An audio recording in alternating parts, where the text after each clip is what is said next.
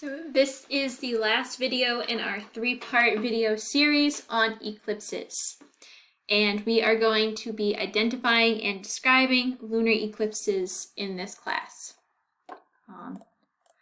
Our warm-up, this was our warm-up. We looked at this picture. We figured out what number 1 was pointing at, what number 2 was pointing at using the word bank. And then we also answered the question, what type of eclipse are we looking at and how do we know? What evidence can we provide? And we did that in a Microsoft form. The form link, if you would like that, message me and I will get that to you.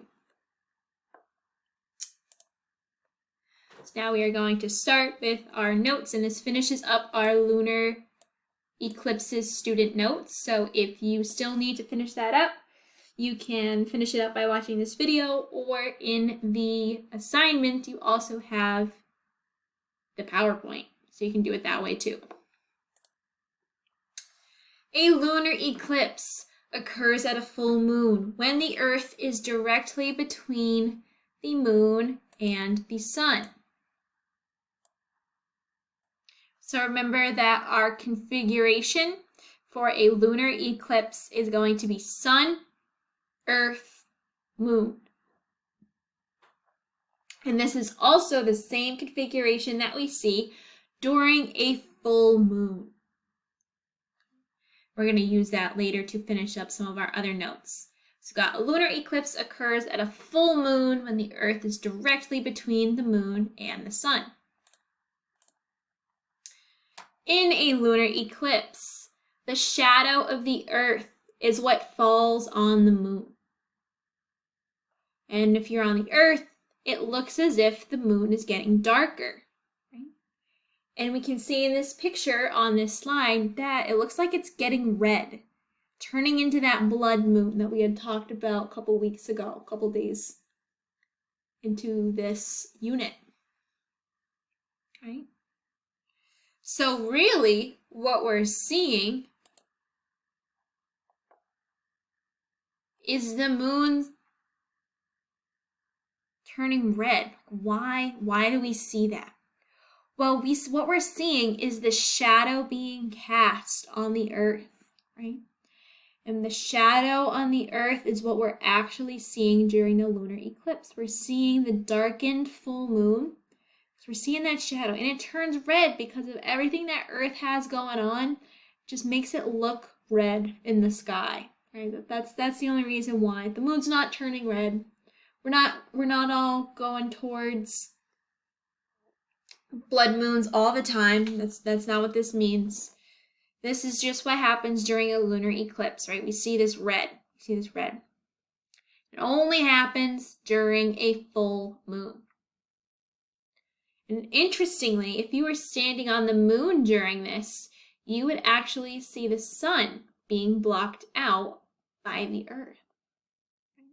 So eclipses have to do with perspective.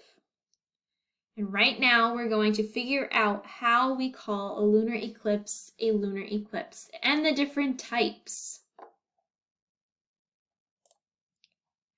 So just like solar eclipses, we have a couple different types of lunar eclipses. A total lunar eclipse is when the moon passes completely into the umbra, or that total, complete, dark shadow of the Earth. And our partial lunar eclipse occurs when the moon doesn't quite fully go into the umbra. It dips into it a little bit, but it's not completely inside of the umbra. The penumbral lunar eclipse occurs when the moon only passes through the penumbra. And you can see that for the lunar eclipse, the umbra is still inside the penumbra, just like in our solar eclipse. However, for the lunar eclipse, we see that the umbra is big. The umbra is bigger. The penumbra is still bigger, but the umbra is large compared to our solar eclipse. Now I just grab the picture of our solar eclipse right here, right? Notice the umbra, how it's fairly small. So this is solar eclipse. Let's look back at the lunar eclipse. See that the umbra is much bigger, right? So this picture is showing us that when we're experiencing a lunar eclipse, just about half of the Earth is able to see the lunar eclipse. And many, many more people are inside of the umbra, so they're able to see the total eclipse. In comparison to the solar eclipse, where the solar eclipse's umbra is really, really tiny, so not many people experience a total eclipse. For the lunar eclipses, more people are able to see the total eclipse. Now let us take a look at some more pictures, get some visuals here. So this diagram, the same one that we just looked at, shows that the moon is covered by the Earth's shadow, which makes this eclipse actually safe to look at. So because we are just looking at a shadow, this eclipse is safe to look at. The solar eclipse is not safe because we are still exposed to the sunlight. It's just the moon moving in between the two bodies, the moon and the earth, it's just the moon moving in between the sun and the earth during the solar eclipse. And it's still dangerous to look at a solar eclipse without glasses because the sunlight's still there.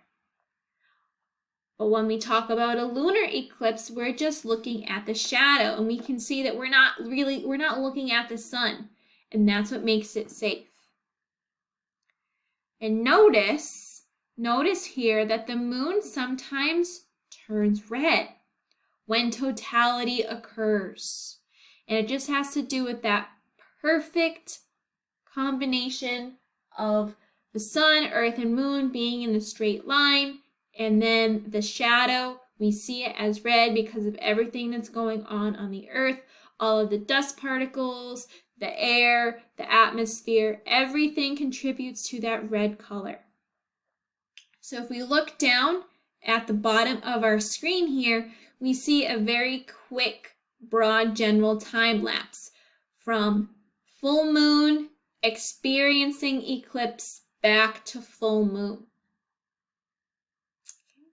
Now there's another video posted in Unified Classroom that has the time lapse that we watched in class.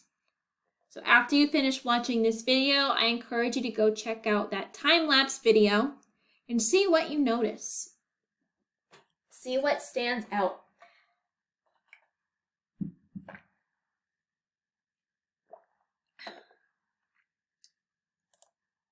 So let's talk about how eclipses happen. How often do they happen? And well, it depends on what you're talking about. So lunar eclipses happen more often than solar eclipses. And the very simple reason is because more people are able to see a total lunar eclipse because that umbra is so much bigger. Right? Because for the solar eclipse, you have to be within that exact line of totality, which is really narrow. And our next fact here is that umbra for the solar eclipse is so small that the same place on Earth will only see a total solar eclipse every 350 years. That's a long time, right? So if you were to see a total eclipse, your great-great-great-great-great-great-great-great-grandchildren might be able to see it again.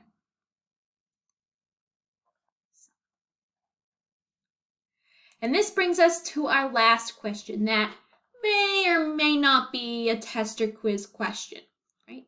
Why don't eclipses happen more often, right? You know, we experience a full moon and a new moon every month. So why don't we also experience eclipses, right? If the setup is the same, what's going on? Well, lunar and solar eclipses don't happen every single time during the cycle because the moon's orbit is tilted. So during most months, the moon is either above or below the Earth during the full and new moons. Okay? Because the moon's orbit is tilted, that is why we don't experience the eclipses as often as one would think. Because of that orbit that is tilted, we can see the moon would have to be in the right exact position, and the orbit would have to tilt back, and we would just have to have that perfect combination to experience the pure beauty of it all, right? So it's really kind of up to chance. Eclipses can be predicted, so it's not completely up to chance, but they don't happen very often. All right. So the next thing we did in class was watch a time lapse of the shadow of the Earth falling on the moon. This took place in 2015 in Alberta, Canada. And when you watch this clip on your own on Unified, I just want you to really focus on what time you think it was when the moon first came up and how long you think the eclipse lasted for. So after you watch this video, you'll go off and do that. So just to sum up the last week of what we've been working on, eclipses are caused by the Earth, Sun, and Moon being perfectly in line. In a solar eclipse, we see that the sun is blocked out. In a lunar eclipse, we see a shadow on the moon. And in both the solar and lunar eclipses, we know that there is an umbra, which is that more condensed, narrower shadow.